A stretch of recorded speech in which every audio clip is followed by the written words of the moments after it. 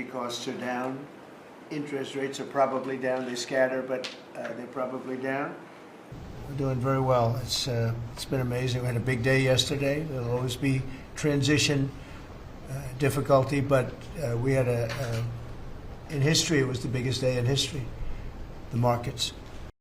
Again, there'll be a transition cost and transition problems, but in the end, it's going to be a beautiful thing.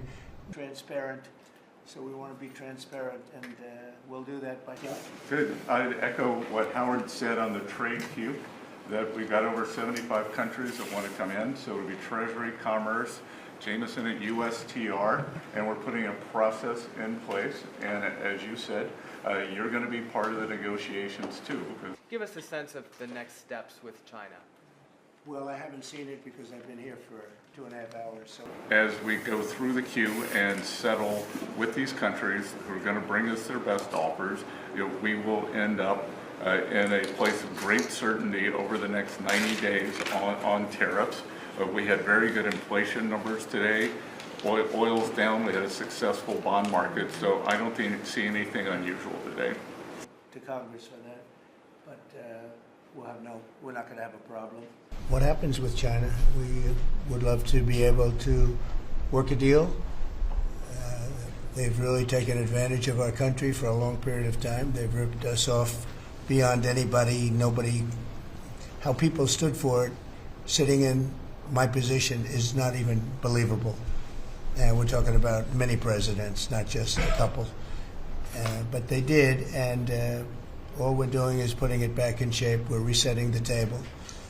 And I'm sure that we'll be able to get along very well. I have great respect for President Xi. He's been, in a true sense, he's been a friend of mine for a long period of time.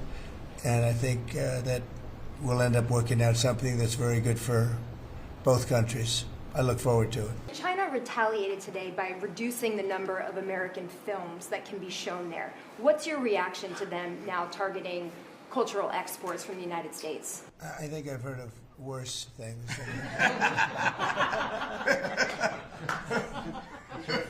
Want to see at the end of the 90 days, will you put those higher tariffs in place, or will you extend the pause? That's what would happen. Well, that's what would happen. I mean, if we can't make the deal that we want to make, or we have to make, or that's good for both parties, it's got to be good for both parties. And then we go back to where we were. Go back to the numbers that you announced last week. I think so. You wouldn't extend the pause? Yeah. We'll have to see what happens at that time. Mr. President, what are you planning on using the money that you're gaining from revenue through the tariffs on? Paying down national debt, reducing taxes, creating good budgets, helping Christie with the border and all of the other things we built. As one bloc or individual nations for the tariffs? We're looking at it as one bloc. They've been very tough, but they were very smart. They were ready to announce retaliation, and then they heard about what we did with respect to China and others, but China, and they said, we're going to hold back a little bit.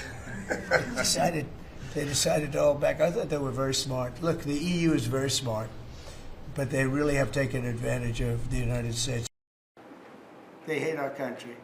Yeah, go ahead, Jeff. You were speaking about Japan. Can you clarify what your vision is for U.S. Steel? U.S. Steel is going to do very well now because of tariffs, and I don't know why they even need a deal.